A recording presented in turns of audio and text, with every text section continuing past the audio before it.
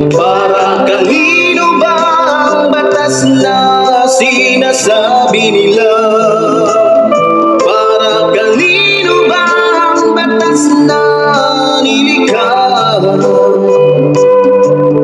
Ang batas nga ba ay para sa lahat o para lamang sa mga taong maraming pera? Tila ba ang batas natin ay bulag sa mga taong mayroong kapangyarihan, nagbibingi-bingihan, nagmamaang-maangan ang batas sa tulad niyang makasalanan.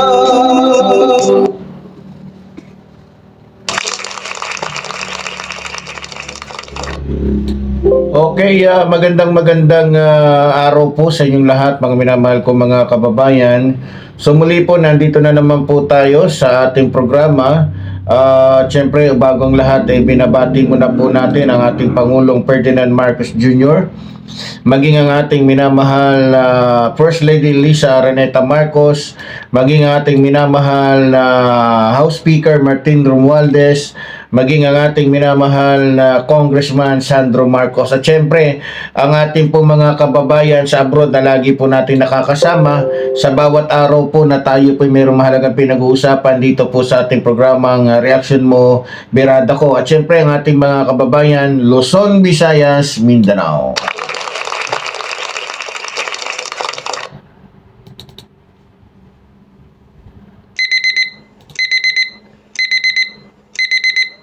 Okay, ang oras po natin ngayon ay ganap ng alas 10:30 ng umaga. Araw po ng Huwebes, February 19, 2026.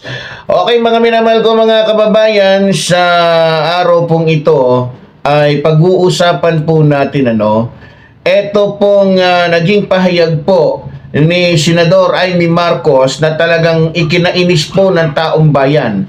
Kasi po, kung papakinggan po ninyo yung kanya pong naging pahayag, talagang nakakagalit at lumabas na rin ang katotohanan. Alam nyo, naisip ko tuloy na yung kanyang mga pinaggagawa ay hindi yun sa gusto niya. Kasi sa nakikita ko, dahil kapatid naman niya si Pangulong Ferdinand Marcos Jr., kahit papaano, siguro naman, hindi niya magagawa yung mga pinaggagawa niya na kung saan talagang kasuklam-suklam po, hindi lamang sa paningin ng mga kamag-anak nila Marcos, o dito ni Pangulong Ferdinand Marcos, at syempre, sa mata at pandinig po ng taong bayan, mga minamahal kong mga kababayan. Meron po kasing sinabi, etong si Senador Amy Marcos, na sunod-sunuran daw siya. Ngayon, para maintindihan ho natin, pakinggan ho natin mga kababayan, Dali lang po dali lang. Pakinggan po natin yung kanya po naging pahayag. Sabi niya po dito, dali lang Ayan. Okay. Well, kung sa bagay, talaga naman forever running mate ko naman talaga yan. Takbo, gapang, luhod, patayo, paupo, hindi ko naman siya malaman iliwanan. Ayun. So, willing kayo isara pag tuwak mo siya sa 2020? Hello, basta sunod-sunuran ako doon. Oo. So, open, ma'am? Open to Hindi siya nag-announce, muna siya. Kayo talaga. So, narinig niyo po mga kababayan, yung kanya pong sinabi, sunod-sunuran lang daw siya di umano dito po kay Vice President Sara Duterte. So, sa totoo lang, mga minamahal kong mga kababayan, hindi po maalis sa aking isipan at hindi maalis na ako po'y magduda, maging ating mga kababayan, na yung kanya pong mga naging reaksyon o naging kanyang mga banat o mga paninira mismo kay Pangulong Ferdinand Marcos, yan po ay utos mula po kay Vice President Sara Duterte. Malinaw naman po mga kababayan, napakalinaw po na mismo nanggaling na po sa kanyang bibig mga kababayan. Alam niyo mga kababayan, kung hindi po niya sinabi yan, medyo hindi po siguro tayo magdududa, mag-iisip na yung mga pinagagawa niya ay utos nga ni Vice President Sara Duterte sa kanya. Pero ang nakakapagtaka po dito mga kababayan, di ba? Sabi niya kahit lumuhod, takbo, higa, o kahit anong posisyon, hindi naman daw niya iniwan si Vice President Sara Duterte. Pero nakakapagtaka na samantalang iisa lang naman yung nilabasan nila, iisang magulang lang, iisang ina ang nilabasan nila, iisang dugo lang ang nananalatay sa kanila. Pero bakit mukhang iniwan niya sa ere si Pangulong Ferdinand Marcos Jr.? Ano kaya ang malalim na dahilan nito pong pamilyang Marcos kung bakit hanggang sa ngayon ito pong si Amy Marcos ay hindi po nila mapanagot-panagot sa mga pinaggagawa nito mismo sa pamilya po ni Pangulong Ferdinand Marcos Jr.? Di ba? Hindi ba kayo nag-iisip mga minamahal ko mga kababayan? Hindi ba kayo nagdududa? Hindi ba kayo nagtatanong? Bakit ganun? Yung mga naninira sa ating mahal na Pangulo, lahat naparusahan. Di ba? Lalo-lalo na ngayon, na naglunsad na, pinirmahan na ni Pangulong Ferdinand Marcos Jr. yung anti-fake news. Di ba? Mga minamahal ko mga kababayan, hanggang sa ngayon po mga minamahal ko mga kababayan, ang sabi lang pag-aaralan daw ng DOJ, pag-aaralan daw ng ganito, ganyan. Sa totoo lang mga kababayan, hindi na dapat pinag-aaralan. Obvious na naninira po itong si Senador Amy Marcos. So, ang nangyayari po niyan, mga minamahal ko mga kababayan, lalabas po nito na may kinikilingan po ang ating Pangulong Ferdinand Marcos Jr. pagdating sa pananagutan. Diba? Yung nagano doon sa Pagadian, hinuli. Kasi diba? Maraming mga personalidad na hindi po kamag-anak ni Pangulong Ferdinand Marcos Jr. na pinanagot, hinuli po ng NBI. Diba? Yan ang sinasabi ko sa inyo. Ngayon, hindi kaya hindi ginagalaw o hindi pinapanagot ni Pangulong Ferdinand Marcos Jr. itong si Amy Marcos dahil sa baka alam nila na kaya lamang nagagawa ni Amy Marcos o ni Senador Amy Marcos yung mga bagay na yan nakasuklam-suklam sa mata ng mga Pilipino ay dahil may malalim na usapin patungkol po dyan mga minamahal ko mga kababayan. Diba? Hindi kaya ako, sa tingin ko lang, ito hindi ko naman sinasabing totoo, pero sa tingin ko, hindi kaya si Amy Marcos yung mayroong involvement pagdating sa droga, na kung saan mayroong matibay na ebidensya itong mga Duterte. Kaya lang po ang tanong ko hindi kaya mayroon pong ebidensya, kaya nagiging sunod-sunuran na parang aso po itong si Amy Marcos sa lahat ng kagustuhan po nito ni Vice President Sara Duterte, mga minamahal ko mga kababayan, di ba? So, sa totoo lang, ako'y nagugulat po, ako'y nalulungkot kasi kitang-kita po, di ba? So, ibig sabihin, nagsenador itong si Amy Marcos, hindi taong bayan ang kanyang pinaglilingkuran, mga minamahal ko mga kababayan. Nanggaling na po sa kanyang bunganga, nanggaling na sa kanyang bibig. Nasunod-sunuran lang po siya kay Vice President Sara Duterte. Alam nyo, kapag meron po tayong leader na sunod-sunuran lamang at walang sariling desisyon sa kanyang buhay, walang tamang direksyon sa kanyang buhay, kumbaga nagiging aso, tuta, ng isang tuta din ng bansang China, naku, delikado po tayo dyan, mga minamahal ko mga kababayan. Biro mo, kung pag hindi kumikilos si Vice President Sara Duterte, hindi rin siya kikilos. Paano kung, kaya pala pag nagbubulakbol, pag nag-aano si Vice President Sara Duterte, yun, nagbubulakbol din siya. Ay nako, yan ang sinasabi natin dito mga minamahal ko mga kababayan. Ngayon, papayag ba kayo na magkaroon tayo ng isang senador, ng isang katulad ni Amy Marcos, na hanggang sa ngayon mga minamahal ko mga kababayan, kaya walang nagagawa dahil sunod-sunuran nga siya, wala namang ginagawa si Vice President Sara Duterte, wala din siyang gagawin. Diba? Ay nako.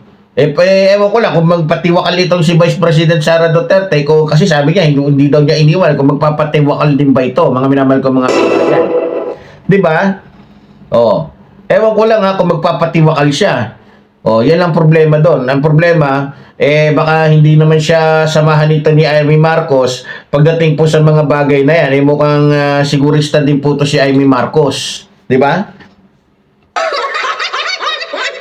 Hindi, sa totoo lang, kaya ko po sinasabi yan. O, di ba? Sinasabi natin dito, pasahod tayo ng pasahod.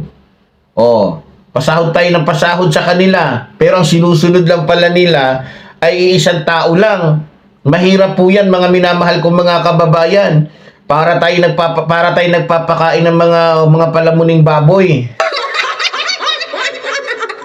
Hindi, sa totoo lang. Pero ito, hindi naman tumataba para tayo nagpapakain ng kambing.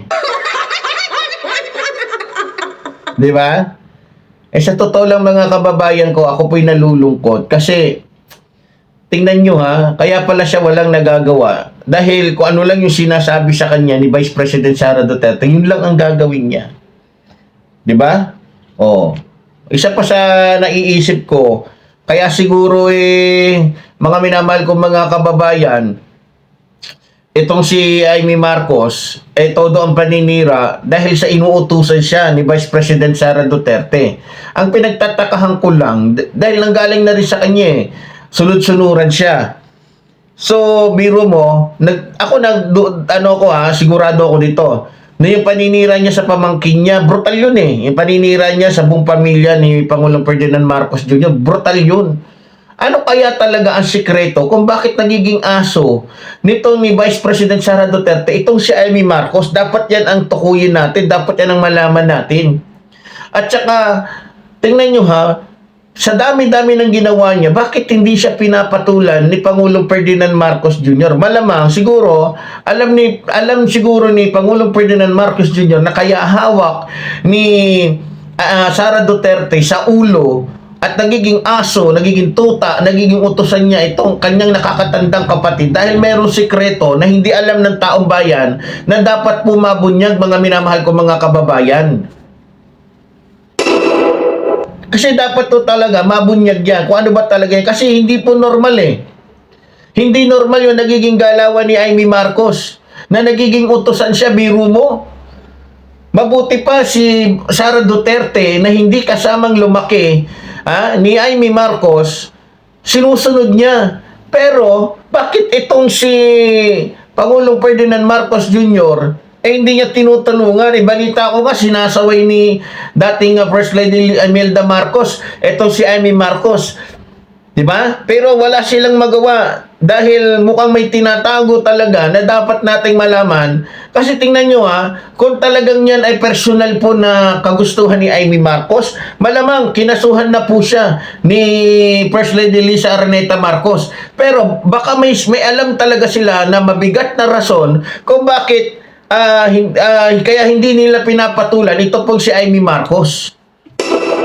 Biro mo, yung pagbintangan ka ng ganito, ganyan. Si Sandro Marcos, adik. Si Pangulong Ferdinand Marcos Jr., adik. Diba? Di ba kayo nakakahalata nun? Meron yan. Ako, sa totoo lang, meron talaga yung malalim na usapin na dapat po malaman ng taong bayan na ayaw nilang sabihin sa atin. Hindi naman pwedeng sabihin palabas din yan. Mas masakit naman yun para sa mga Pilipino na pag ganun yung settings, kaya ganun, para hindi mawala sa pamilyang Duterte at pamilyang Marcos yung kapangyarihan. Diba? Kasi nung naalala ko noon, ako yung nasali doon sa may nagsabi sa akin na isang vlogger na, teka, ingat ka dyan, huwag kang tira ng tira. Kasi baka palabas lang ng Marcos yan at saka ng mga Duterte yung away-away nila. Kasi kung talagang totoong awayan talaga yan at totoong meron silang hidwaan, dapat si Amy Marcos, isa lang ang pipiliin yan. At ang pipiliin yan, kung ikaw ay nasa matino kaisipan, ang pipiliin mo talaga, pamilya mo, hindi yung kalaban. Pero bakit si Amy Marcos ay nasa mga Duterte, tapos gagawin siyang busy? Para ang mangyayari niyan, palitan lang ng ranggo. Itong kanilang awayan ay parang drama lang. Nakukuha ninyo? Ako may napapansin na talaga ako Kasi tingnan nyo, lahat na parusahan na, lahat na ano na. Pero bakit tanging si Amy Marcos? Ayaw ayaw panagutin ni Pangulong Ferdinand Marcos Jr. dahil kapatid niya. So, ibig sabihin pala, ang hostisya natin may pinipili. Ibig sabihin pala, may pinipili ang ating Pangulo. Ito, ako, nagtataka lang talaga ako sa ating Pangulo. Pangulong Ferdinand Marcos Jr., ang tanong ko lang po sa iyo, ano yung lihim na dapat namin malaman sa inyo? Bakit hanggang sa ngayon, hindi mo pinananagot yung kapatid mo? Tanong ko lang po to sa iyo, mahal na Pangulo. Kasi nagdududa na ako sa laro na to Nagdududa na ako sa ano na to 'Di ba? Kayo, hindi ba kayo nagdududa na parang ito ay isang gimmick lamang o isang laro lamang para yung kapangyarihan ay mapunta lang sa mga Marcos at sa mga sa mga Duterte? 'Di ba? Hindi ba niyo napapansin 'yan? Kasi kung titignan ninyo, 'di ba? Bawa, ganito, ganyan. Naano nila yung mga drama nila. Kung iisipin ninyo, parang bumaliktad lang. Ngayon, ang Pangulo, Marcos, Vice, Duterte.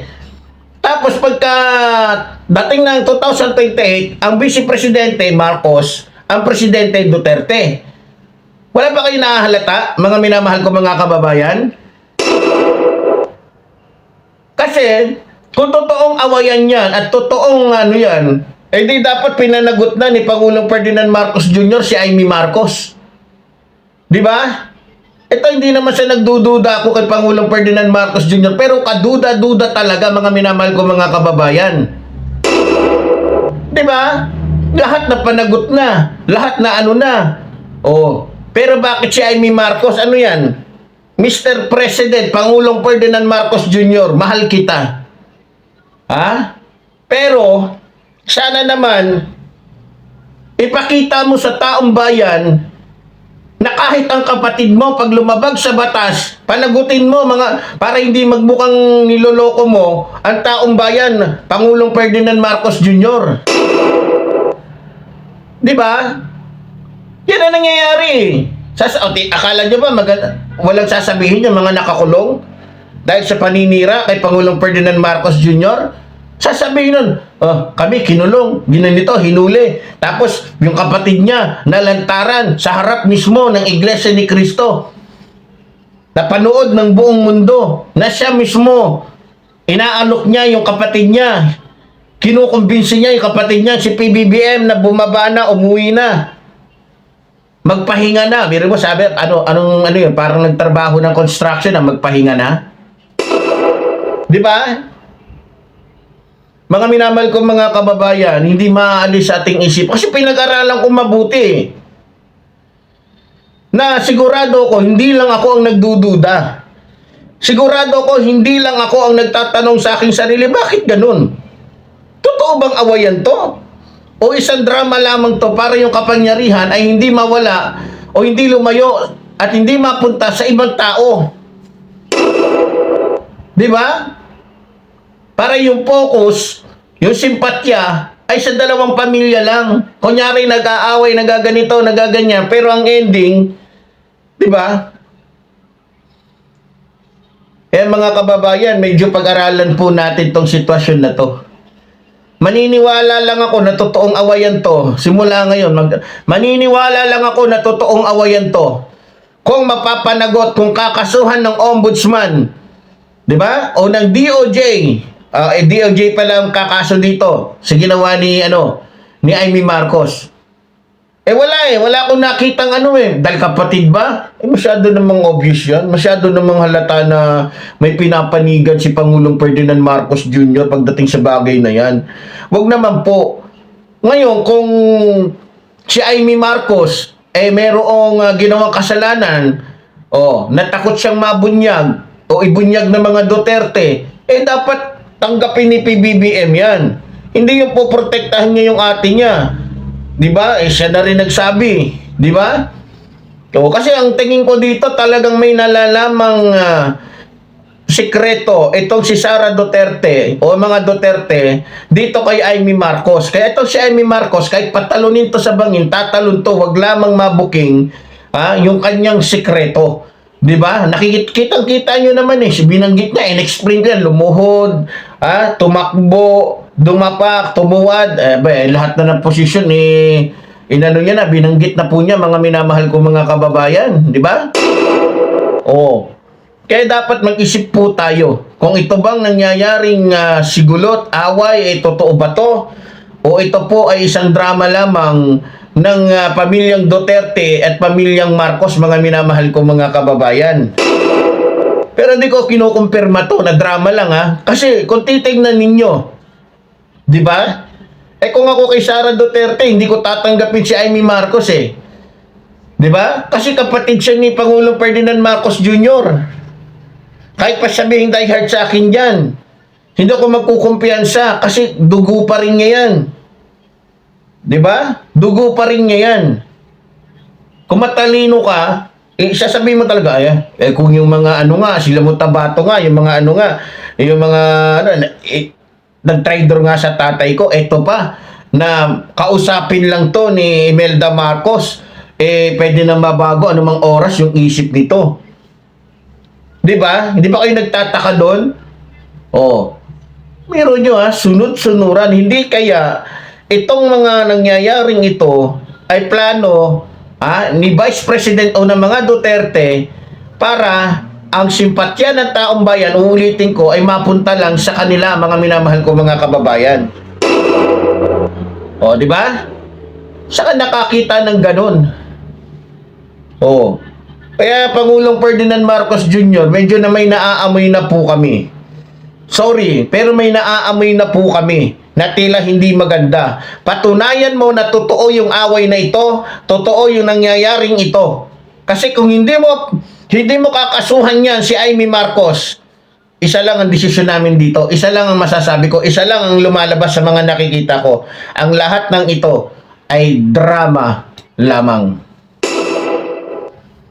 So sa ating mga kababayan, ingat-ingat po tayo. Kasi alam naman po ninyo, dito po sa ating bansa, hindi lang po dalawang kulay ang mayroon dito, hindi pula at green lang.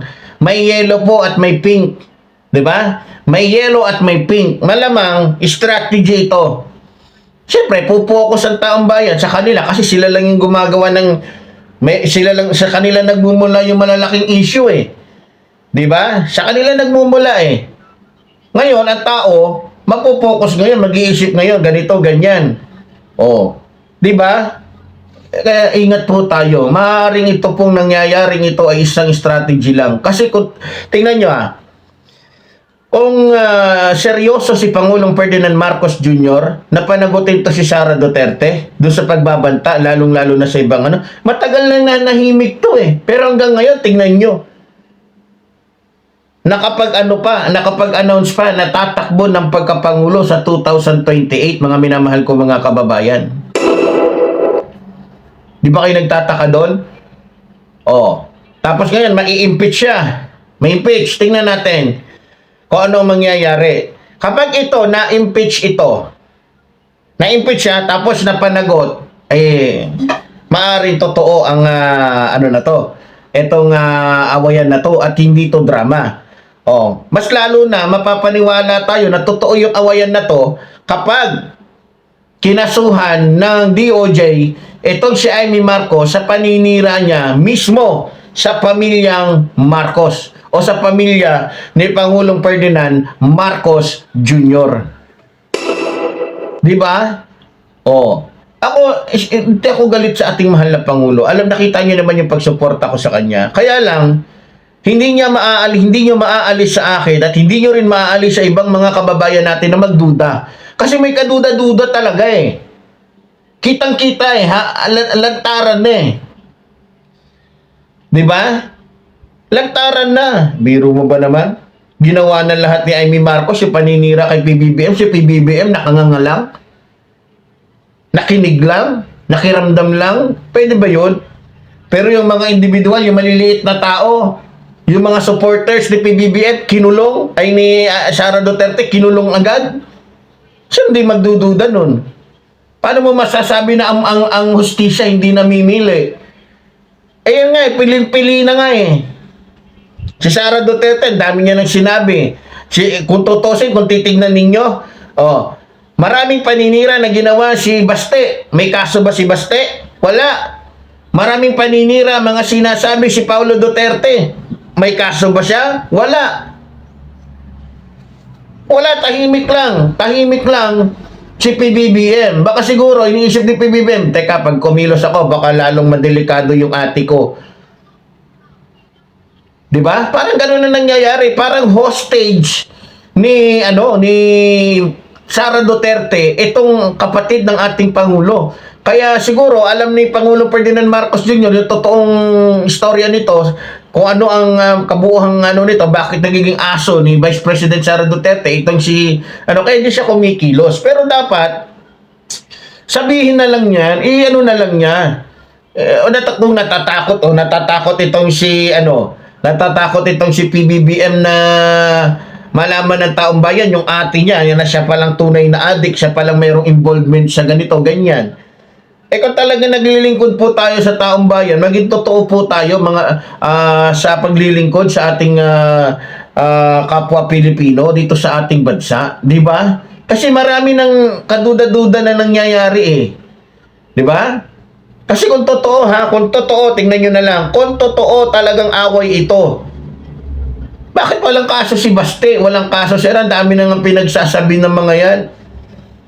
Kung yung mga ang magsalita ng mga sinasabi nila, malamang nasa kulungan na, hinuli na ng NBI.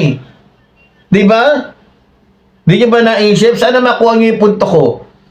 Kung kasiraan lang ang pag-uusapan, marami ng paninirang ginawa. Etong mga Duterte, magkakapatid na Duterte kay Pangulong Ferdinand Marcos Jr. Pero bakit hindi nila Ba't hindi mapahuli ni PBBM? Bakit hindi mapanagot? Ba't hindi mapatawag sa ganito ganyan? Di ba kayo nakakahalata? Dahil ba mayaman? Dahil may pera? Hindi na naman natin pwedeng sabihin takot si PBBM sa mga Duterte. Kasi kung takot si PBBM sa mga Duterte, totoo yung sinasabi na weak leader nga itong ating Pangulo. Di ba? Pero ako tatanungin nyo personally, hindi ko masasabing duwag ang ating Pangulo Matapang ang ating Pangulo, nagawa nga niyang anuhin yung mga kurap Yung pa kayo mga Duterte, nasa kanya yung kapangyarihan ngayon, paano masasabing duwag yan? Anumang oras kung gugustuhin talaga niya, gamit ang kapangyarihan niya, pwedeng panagutin yung mga yan Di ba? Walang kahirap-hirap, nasa kanya ang pinakamataas na kapangyarihan, mga minamahal ko mga kababayan. Pero sana,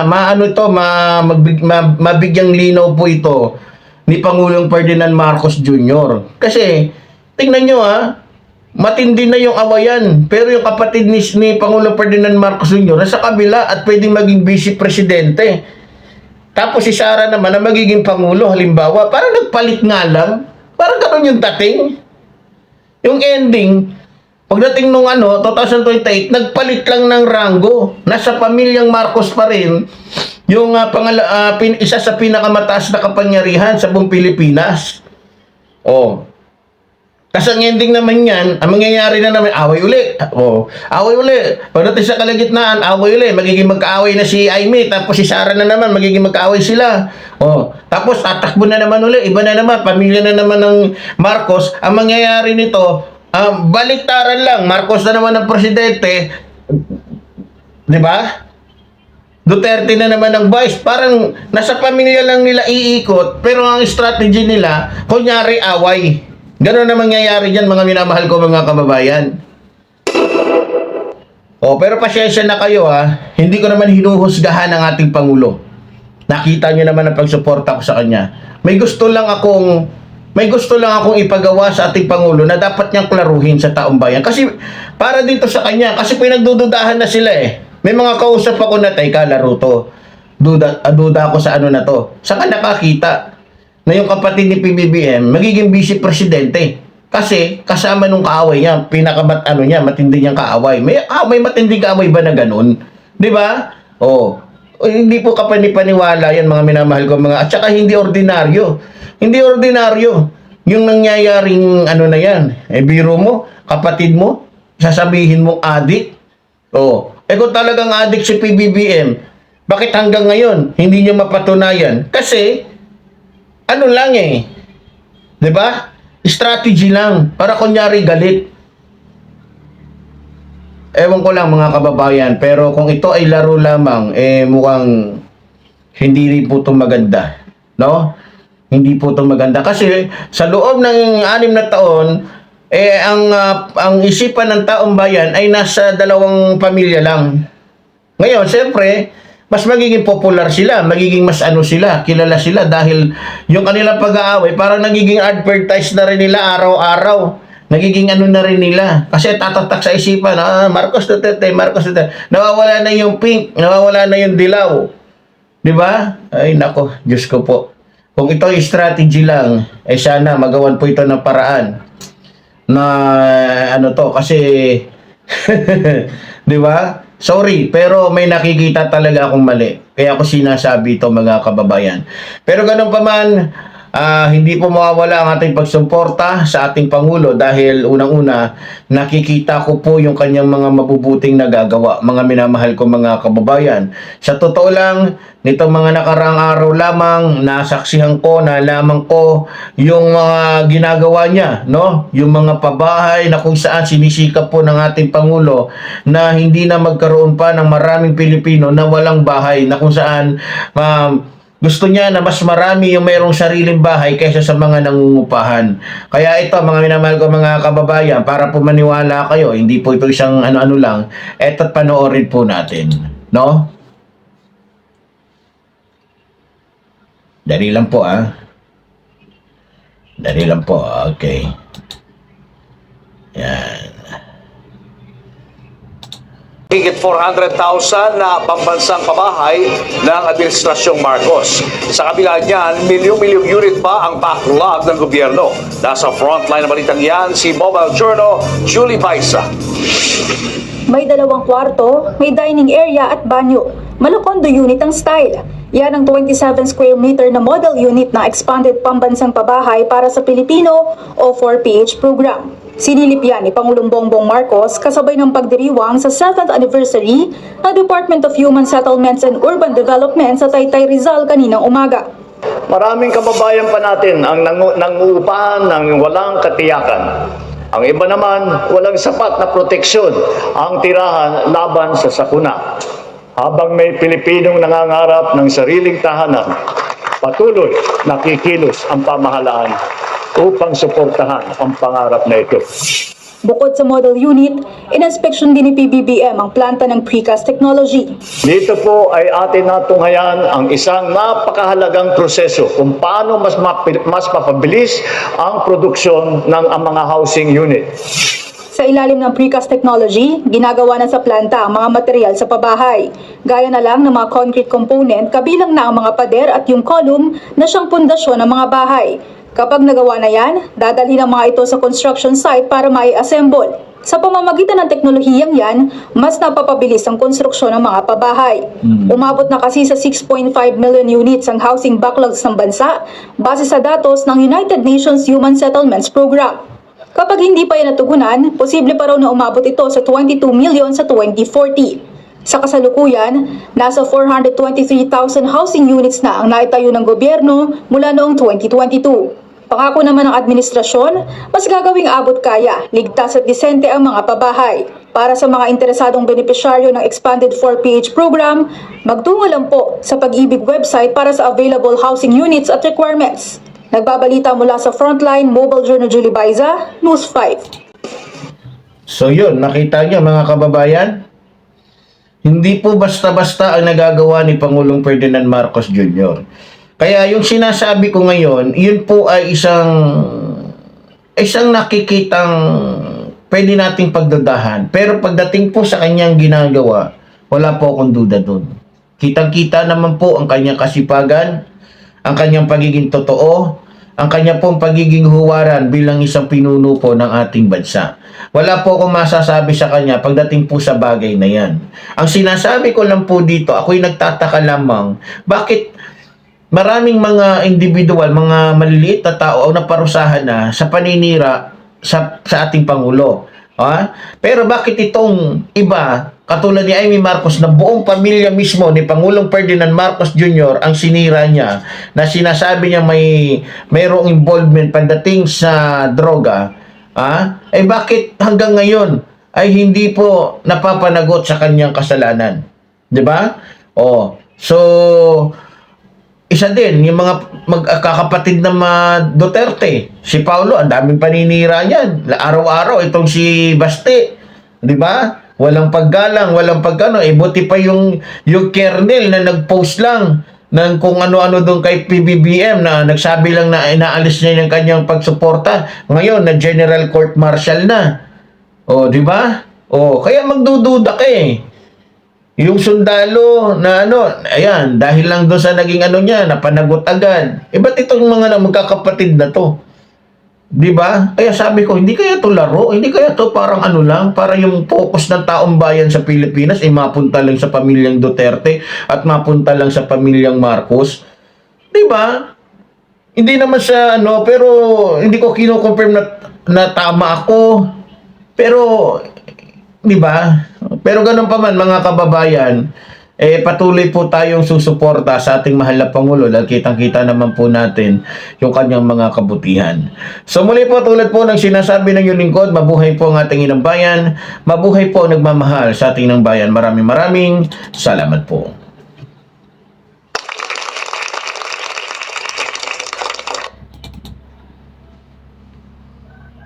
Para kanino ba ang batas na sinasabi nila?